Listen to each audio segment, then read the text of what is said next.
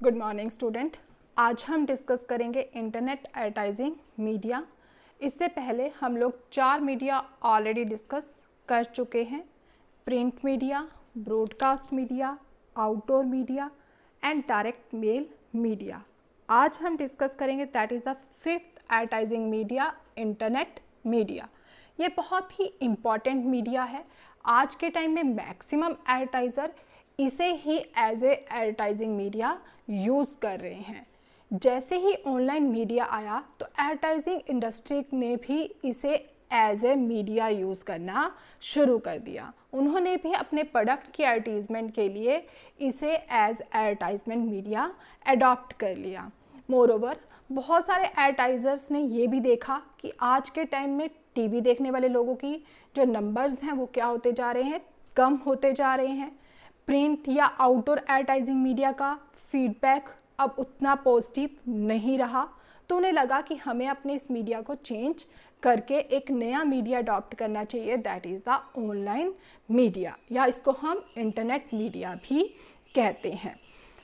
Internet media आज के time में वर्ल्ड वाइड मीडिया है, क्योंकि इसमें जो इन्फॉर्मेशंस दी जाती हैं वो एक पर्टिकुलर एरिया तक ही लिमिटेड नहीं होती, बल्कि वो वर्ल्ड वाइड होती हैं। पूरे वर्ल्ड में वो इन्फॉर्मेशंस पहुंचती हैं।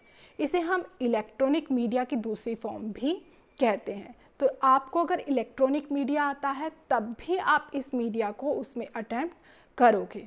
It's a media of new millennium. ये नए मिलेनियम का मीडिया है। आज के टाइम में बहुत सारे लोग इसी मीडिया को ही यूज़ कर रहे हैं।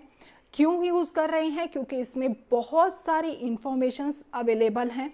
मोर ओवर इसका एक बेनिफिट ये होता है कि हम यहाँ सिर्फ इंफॉर्मेशंस अटेन ही नहीं करते, इंफॉर्मेशंस पढ़ भी सकते हैं, वॉच भी कर सकते हैं, देख भी सकते हैं, रीराइट भी कर सकते हैं, और मोर ओवर जब चाहें जितना टाइम के लिए हम उसको सेव भी कर सकते हैं। इसी वजह से इस मीडिया की इम्पोर्टेंस क्या है, बहुत ज़्यादा है। It's a highly interactive media. ये बहुत ज़्यादा इंटरेक्टिव मीडिया है, और लोग आज के टाइम में इस तरह के टीवी को छोड़कर मोबाइल फ़ोन्स की तरफ ज़्यादा अट्रैक्ट हो रहे हैं। दैट्स वाई इस मीडिया का स्कोप भी बढ़ता जा रहा है। इंटरनेट पे जो एडवर्टाइजमेंट आती है उस एडवर्टाइजिंग को हम ऑनलाइन एडवर्टाइजिंग या वेब एडवर्टाइजिंग, डिजिटल एडवर्टाइजिंग या ई एडवर्टाइजिंग भी कहते हैं। आज के टाइम में मैक्सिमम प्रोड्यूसर्स या एडवर्टाइज़र इसे ही एज ए मीडिया यूज़ कर रहे हैं। चाहे कंपनी लार्ज स्केल पर बिजनेस करती है या स्मॉल स्केल पर बिजनेस करती है, लेकिन उसने ऑनलाइन मीडिया को अडॉप्ट कर रखा है। चाहे बड़ी कंपनीज़ हैं, चाहे छोटी कंपनीज़ हैं। मोर ओवर जो डेवलप्ड कंट्रीज़ हैं जैसे कि यूएसए, यूके, उन्होंने तो एडवर्टाइजिंग को, इंटरनेट एडवर्टाइजिंग को कम्युनिकेशन का मेन कंपोनेंट अडॉप्ट कर रखा है। यानी कहने का मतलब है कि उनके लिए सबसे इम्पोर्टेंट अपने प्रोडक्ट की प्रमोशन करने के लिए इंटरनेट एडवर्टाइजिंग है। वो अपने प्रोडक्ट की प्रमोशन मैक्सिमम कहाँ से करती हैं, कौन से मीडिया को यूज़ करती हैं? इंटरनेट मीडिया को ही यूज़ करती हैं। जो बड़े बड़े बिजनेसमैन होते हैं उन्होंने तो ऑनलाइन एडवर्टाइजमेंट करने के लिए वेब पेज बना लिए हैं, अपनी वेबसाइट्स खोल ली हैं, और उसमें अपने वेब पेज हैं जिसमें उनके प्रोडक्ट्स के बारे में सारी की सारी डिटेल्ड इन्फॉर्मेशंस अपलोड होती हैं।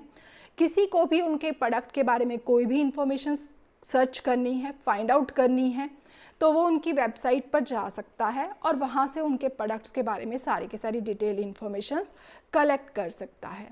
जो भी इंटरनेट एडवर्टाइजमेंट होती है उसको तैयार करने के लिए वेब डिज़ाइनर्स की ज़रूरत पड़ती है। With the help of the web designers advertisers अपने प्रोडक्ट की एडवर्टाइजमेंट करवाता है, और इसके लिए वो बैनर एड्स या ईमेल्स को चूज़ करता है। ईमेल्स की हेल्प से वो प्रोस्पेक्टिव कस्टमर के साथ इंटरेक्ट करता है, उन्होंने अपने प्रोडक्ट के बारे में इंफॉर्मेशंस पहुंचाता है। तो बहुत सारे तरीके हैं जिसके थ्रू इंटरनेट मीडिया के माध्यम से एक एडवर्टाइज़र अपने प्रोडक्ट की एडवर्टाइजमेंट कर सकता है।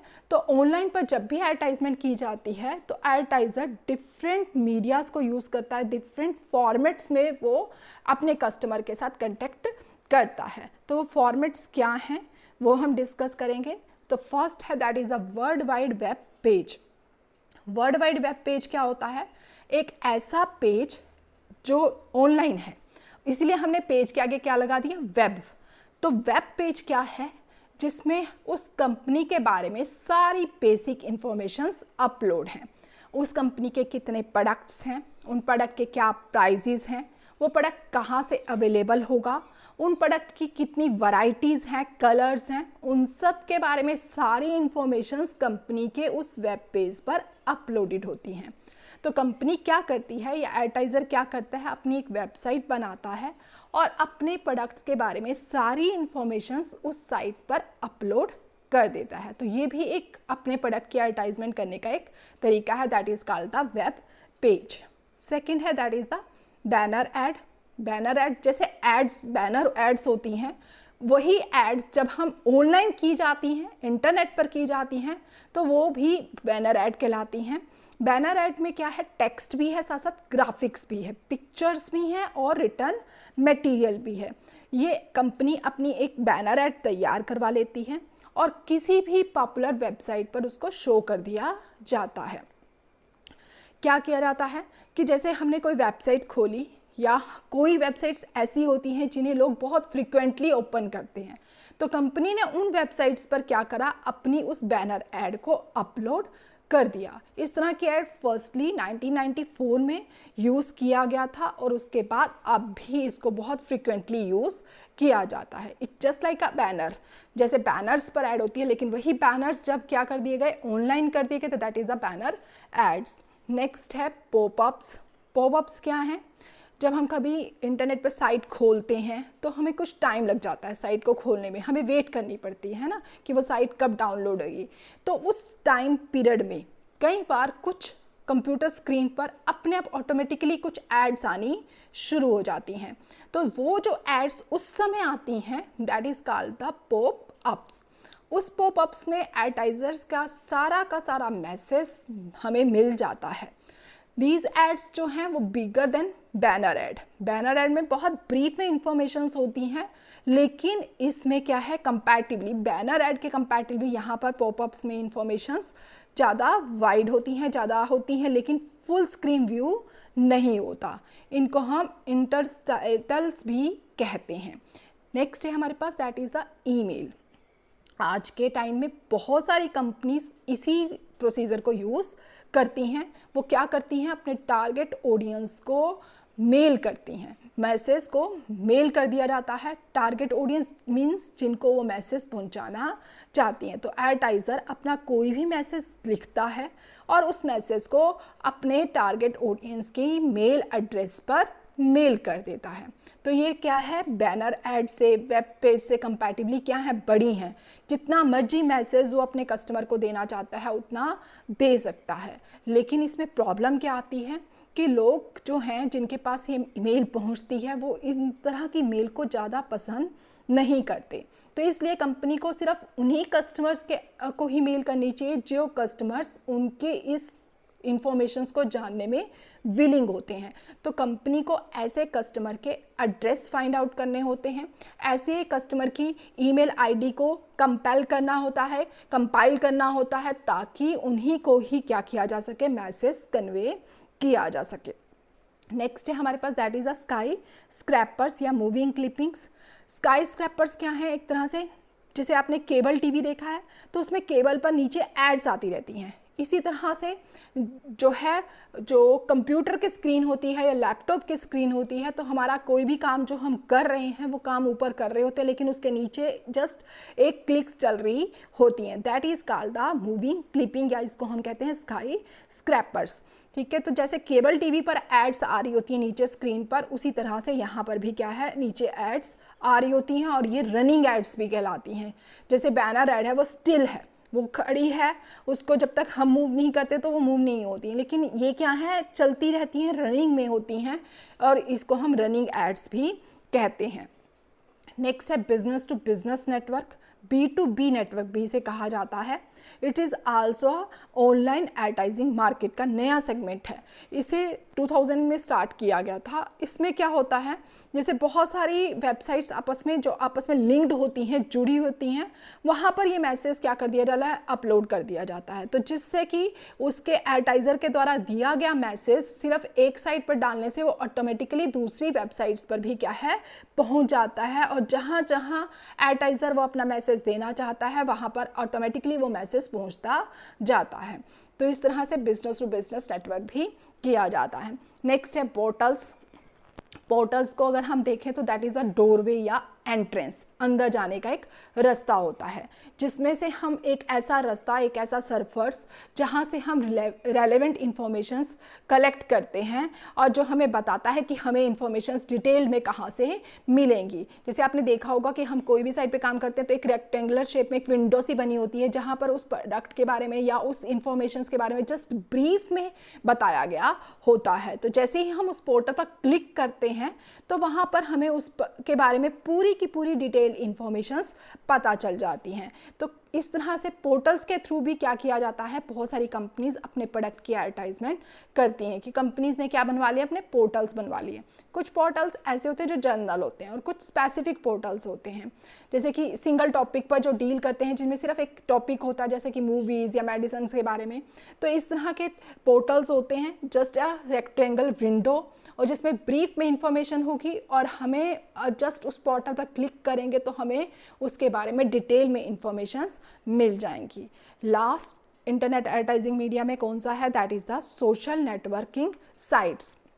सोशल नेटवर्किंग साइट्स हम सबको पता है, जैसे कि फेसबुक है, ट्विटर है, लिंक्डइन है, ऑर्कुट है। आज के टाइम में ये ऐसे प्लेटफॉर्म्स हैं जो सबके द्वारा यूज़ किए जाते हैं। मैक्सिमम लोग इस तरह के प्लेटफॉर्म्स को यूज़ करते हैं। यहाँ पर मार्केटर या एडवर्टाइज़र अपने प्रोडक्ट के बारे में डिटेल में इंफॉर्मेशन दे सकता है और डिस्कस भी कर सकता है। It is a very effective way gaining popularity. अपनी पॉपुलैरिटी क्रिएट करने के लिए इस तरह के तरीक़ों को भी यूज़ किया जाता है। ये एक ऐसा प्लेटफॉर्म है जहाँ पर एडवर्टाइज़र भी अपने प्रोडक्ट के बारे में इंफॉर्मेशन दे सकता है।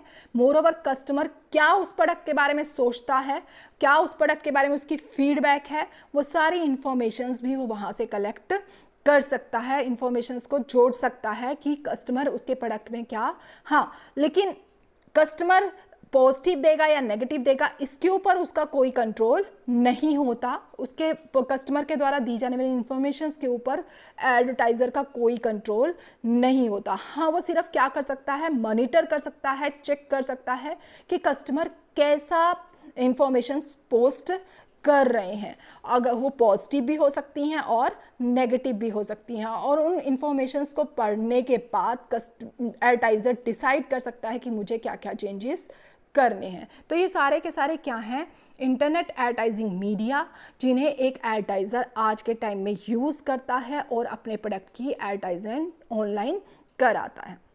मैक्सिमम लोग जो इंटरनेट को यूज़ कर रहे हैं आज के टाइम में, वो उनकी एज 18 to 45 के बीच में लाई करती है, और वो एक ऐसा ग्रुप है हमारे इंडिया में तो कि जो मैक्सिमम खर्च करता है, जिसके पास मैक्सिमम परचेजिंग पावर है। तो एक एडवर्टाइज़र ऐसे ग्रुप को कभी भी इग्नोर नहीं कर सकता। तो उस ग्रुप को उसने फोर्स करना है, कन्विंस करना है प्रोडक्ट खरीदने के लिए, वो ग्रुप क्या यूज़ कर रहा है, इंटरनेट यूज़ कर रहा है। तो आज के टाइम में एक एडवर्टाइज़र के लिए इंटरनेट को, मीडिया को यूज़ करना क्या है, बहुत ही इफ़ेक्टिव है, बहुत ही ज़रूरी हो गया है। मोरओवर यहाँ पे एक बेनिफिट और भी है कि it's a two way communication. यहाँ पर टारगेट ऑडियंस भी अपने व्यूज़ दे सकती है। वो उसे कोई भी प्रोडक्ट के बारे में कोई क्वेरी जाननी है, कुछ भी जानना है, तो वो अपने डाउट्स क्या है, अब एडवर्टाइज़र को मेल कर सकती है, लिख सकती है और अपने डाउट्स को क्लियर भी कर सकती है।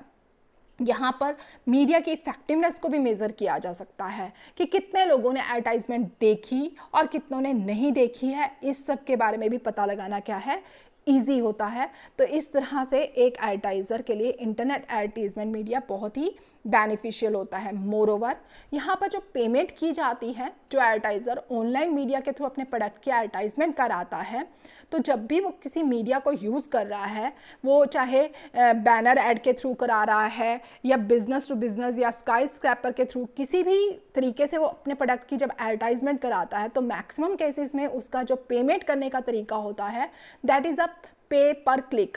पे पर क्लिक का मतलब क्या है कि जितने लोग उस साइट को देखेंगे, कितने लोगों ने उस साइट के ऊपर क्लिक किया, उसके आधार पर, उसके बिहाफ पर ही एक एडवर्टाइज़र को, मीडिया को पेमेंट करनी पड़ती है। तो इस तरह से इंटरनेट एडवर्टीजमेंट मीडिया को यूज़ किया जाता है। इस इंटरनेट एडवर्टीजमेंट मीडिया को यूज़ करने के बेनिफिट क्या होते हैं? इट्स अ वेरी अफोर्डेबल, हर एक इसको अफोर्ड कर सकता है, चाहे वो बड़ा बिजनेसमैन है, चाहे वो छोटा बिजनेसमैन है, क्योंकि इस तरह के एडवर्टीजमेंट कराने में और इस तरह की एडवर्टीजमेंट बनाने में, क्रिएट करने में और उसको एग्जीक्यूट कराने में ज़्यादा पैसा खर्च नहीं होता। और जैसे जैसे कंप्यूटर का स्कोप बढ़ता जा रहा है, हम लोगों सबके पास एंड्रॉयड फ़ोन्स हैं, इन सब के यूज़ बढ़ने से इंटरनेट एडवर्टाइजमेंट की पॉपुलैरिटी भी क्या होती जा रही है? बढ़ती जा रही है। आज के टाइम में मैक्सिमम लोग जब इंटरनेट को यूज़ कर रहे हैं, तो इंटरनेट एडवर्टाइजमेंट का स्कोप ऑटोमेटिकली बढ़ रहा है। देन इसके और क्या बेनिफिट है कि अगर हम ऑनलाइन एडवर्टाइजमेंट मीडिया को यूज़ करते हैं, तो आसानी से और मोरओवर डिटेल्ड में मैसेज कम्युनिकेट किया जा सकता है। बहुत सारे प्रोडक्ट्स ऐसे होते हैं जहां हम ब्रीफ में अपने प्रोडक्ट के बारे में नहीं समझा सकते, कि उस प्रोडक्ट के बारे में अगर हमने लोगों को कन्विंस करना है, तो हमें उसके लिए डिटेल्ड में कस्टमर को बताना पड़ेगा। तो डिटेल्ड में अगर किसी प्रोडक्ट के केस में मैसेज देना होता है, तो उस केस में ये मीडिया क्या है? बहुत बेनिफिशियल होता है। मोरओवर इसमें और क्या बेनिफिट है कि इसका जो मैसेज होता है, मोस्टली यूज़र्स अपने फ्री टाइम में ही पढ़ते हैं। ज़्यादातर ऐसा नहीं होता कि चलते फिरते इस ऐड को सुन लिया, ऐसा नहीं होता। हम लैपटॉप पे या मोबाइल पे कब बैठते हैं? जब हम फ्री होते हैं, तो उस फ्री टाइम में ही हमें वो एड्स देखने को मिलती हैं। और इसके अलावा अगर कस्टमर को प्रोडक्ट के बारे में कोई भी डाउट है जिसे वह क्लियर करना चाहता है, तो ऐसे मीडिया के थ्रू कस्टमर अपनी क्वेरीज को, अपने क्वेश्चंस को बहुत आसानी से क्लियर कर सकता है। उसे प्रोडक्ट के बारे में कुछ भी पूछना है, प्राइजेस के बारे में, उसके कलर्स के बारे में, कोई भी डाउट कस्टमर के दिमाग में है, तो उन डाउट्स को आसानी से क्लियर किया जा सकता है। यहाँ पर जो मैसेज तैयार किया जाता है, according to the target customer ही तैयार किया जाता है। जैसे हम कहते हैं ना कि टीवी पर ऐड आती है, तो वो ऐड सबके लिए सेम आती है, वो मैसेज सबके लिए क्या होता है? सेम होता है। लेकिन अगर हम ऑनलाइन एडवर्टाइजमेंट कर रहे हैं, तो जैसा कस्टमर होगा, एक एडवर्टाइज़र अपने मैसेज को उस कस्टमर के अकॉर्डिंग क्या कर सकता है? चेंज कर सकता है। कस्टमर कितना पढ़ा लिखा है, कितना एजुकेटेड है, कस्टमर की क्या रिक्वायरमेंट है, उन सब के अकॉर्डिंग एक एडवर्टाइज़र अपने मैसेज को चेंज कर सकता है।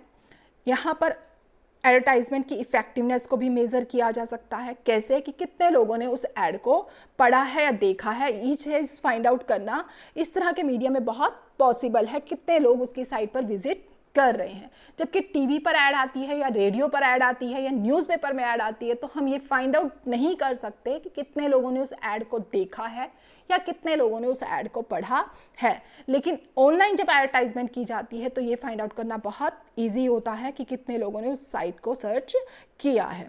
Then it's a very quick and interactive media. ये कैसा मीडिया है? बहुत ही क्विक है, फास्ट मीडिया है। एक तो जैसे ही हमने इंफॉर्मेशन इस पर डाली, कोई भी ऐड डाली, तो इमीडिएटली पूरे वर्ल्ड वाइड पहुंच जाती है, ठीक है। और इस पर ऐड डालने में बहुत सारा टाइम भी नहीं लगता है, तो इसलिए बहुत क्विक है, इसकी सर्विसेज बहुत तेज़ हैं। और ये दूसरे जितने भी प्रमोशनल प्रोग्राम्स कंपनी कर रही है, उन सभी प्रमोशनल प्रोग्राम्स को ये मीडिया सपोर्ट भी करता है। जैसे फॉर एग्जांपल कि कंपनी ने अपनी कोई ऐड दी, वो एडवर्टाइजमेंट न्यूज़पेपर या टीवी पर दी और साथ में अपना लिंक भी लिख दिया, तो उस प्रोडक्ट के बारे में अगर आपको डिटेल में इंफॉर्मेशन चाहिए, तो आप उस कंपनी की साइट पर जाओ और उस कंपनी के बारे में सारी डिटेल में इंफॉर्मेशन कलेक्ट कर सकते हो। तो इस तरह से ये उस एडवर्टाइजमेंट को, जो भी न्यूज़पेपर में आ रही है, टीवी में आ रही है, उन सब प्रोग्राम्स को क्या कर रहा है, सपोर्ट कर रहा है। जहाँ इतने बेनिफिट्स हैं इंटरनेट एडवर्टाइजिंग मीडिया के, वहाँ कुछ इसकी डिसएडवांटेजेस भी हैं, वो हम डिस्कस करेंगे। First, that is the infancy stage. Internet advertising no doubt बहुत ग्रोइंग स्टेज पर है, बहुत तेज़ी से इसका विकास हो रहा है, लेकिन अभी भी इंडिया में अगर कहें तो ये अभी भी स्टार्टिंग स्टेज पर है। अभी इसका स्कोप इतना नहीं बढ़ा है, इसलिए जब तक इसका स्कोप नहीं बढ़ेगा, इसको यूज़ करने वाले लोगों की संख्या नहीं बढ़ेगी, तब तक इसमें दी गई एडवर्टाइजमेंट भी क्या रहेगी, स्टार्टिंग स्टेज पर ही रहेगी। और यहाँ पर सिर्फ उन्हीं लोगों के पास मैसेज पहुँचेगा, अगर हम इस मीडिया को यूज़ करते हैं तो एडवर्टाइज़र का मैसेज सिर्फ उन्हीं लोगों के पास पहुँचता है जो कि इंटरनेट को यूज़ करते हैं। जो पर्सन्स इंटरनेट को यूज़ नहीं करते उनके पास इस मीडिया के थ्रू मैसेज नहीं पहुंचता। और हमारे इंडिया में बहुत सारी पॉपुलेशन ऐसी है, मैक्सिमम पॉपुलेशन का जो पार्ट है वो क्या है, गांव में रहने वाला है, ज़्यादा पढ़ा लिखा नहीं है, वो इंटरनेट को ज़्यादा यूज़ नहीं करते, दैट्स वाई उनके द्वारा दी गई इंफॉर्मेशंस उन लोगों के पास नहीं पहुंच रही हैं। देन सर्विस ऑफ एक्सपर्ट्स, जब भी इंटरनेट पर एडवर्टाइजमेंट तैयार की जाएगी, तो अभी हमने डिस्कस किया डिफरेंट फॉर्म्स हैं, वर्ल्ड वाइड वेब पेज हैं, जो भी है बैनर एड्स हैं, तो इन सब को एड मीडिया को यूज़ करने के लिए, इनके मीडिया के अकॉर्डिंग ऐड को बनाने के लिए एक एक्सपर्ट्स की ज़रूरत होती है। एक नॉर्मल पर्सन, एक आम इंसान इस तरह की एडवर्टाइजमेंट तैयार नहीं कर सकता। तो इंटरनेट एडवर्टाइजमेंट को तैयार करने और इंटरनेट में उसको एग्जीक्यूट करने के लिए बहुत सारे एक्सपर्ट्स की सर्विसेज चाहिए होती हैं। Next, it's a tedious job, ये बहुत ही ज़्यादा टेडियस जॉब भी है। क्यों टेडियस जॉब है? क्योंकि इसमें बहुत सारे जिनको भी मेल करनी है उन सब की मेल आईडी होना बहुत ज़रूरी है, और उन सब की मेल आईडी कलेक्ट करना कंपनी के लिए बहुत ही मुश्किल जॉब है, आसान काम नहीं है। कितने लोगों की जिनको वो अपने मैसेज देना चाहता है, कंपनी के पास उन सब की क्या होनी चाहिए, मेल आईडी होनी चाहिए। तो जब तक मेल आईडी नहीं होगी तब तक कंपनी अपने मैसेज को वहाँ नहीं भेज सकती। तो ये सब कुछ कलेक्ट करना, उनकी मेल आईडीज़ को कलेक्ट करना वाकई में ही बहुत मुश्किल काम होता है। मोरोवर नेक्स्ट है दैट इज़ कि अनसॉलिसिटेड, अनइनवाइटेड, बहुत सारी जब कंपनीज अपनी मेल भेज रही हैं तो जिनके पास मेल पहुंचती है प्रोस्पेक्टिव कस्टमर के पास, वो इन मेल्स को ज़्यादा अटेंड नहीं करते, वो हमेशा इसको क्या कर देते हैं, इग्नोर कर देते हैं। वही लोग इस ऐसी मेल्स को पढ़ते हैं जिन्हें उन प्रोडक्ट में इंटरेस्ट होता है, बाकी लोग वो क्या कहेंगे, इसको इग्नोर कर देंगे। देन प्रॉब्लम ऑफ क्लटर भी है इसमें। और क्या प्रॉब्लम है कि यहाँ पर भी एड्स की भरमार है। जैसे टीवी पर ओवरलोडेड एड्स हैं, न्यूज़पेपर में ओवरलोडेड एड्स हैं कि बहुत ज़्यादा एड्स होती हैं तो लोग उसको ध्यान से नहीं पढ़ते। तो आज के टाइम में ये प्रॉब्लम इंटरनेट एडवर्टाइजिंग मीडिया पर भी है कि वहाँ पर भी एड्स ओवरलोडेड हैं, और जब इतनी सारी एड्स होंगी तो लोग उसको ज़्यादा ध्यान से नहीं पढ़ेंगे। तो ये सारे के सारे क्या हैं, डिसएडवांटेजेस हैं। लेकिन जैसे जैसे अगर हम कहें कि इंटरनेट का यूज़ बढ़ता जा रहा है, इंटरनेट यूज़र्स बढ़ते जा रहे हैं, तो इंटरनेट एडवर्टाइजमेंट का स्कोप भी बहुत बढ़ रहा है। क्यों? आज के टाइम में बहुत सारी नेशनल और इंटरनेशनल कंपनियां हैं जो अपने प्रोडक्ट की एडवर्टीजमेंट करने के लिए इंटरनेट को ही यूज़ करती हैं। आज के टाइम में मैक्सिमम लोग mobile phones, internet, cable TVs को यूज़ करते हैं, जिसकी वजह से इनका स्कोप डे बाय डे बढ़ता जा रहा है। तो this is all about the internet advertising media. तो हमने अब तक 5 मीडिया डिस्कस कर लिए हैं, print media, broadcast media, outdoor media, direct mail media, और जो आज हमने डिस्कस किया वो है internet advertising media. Thank you.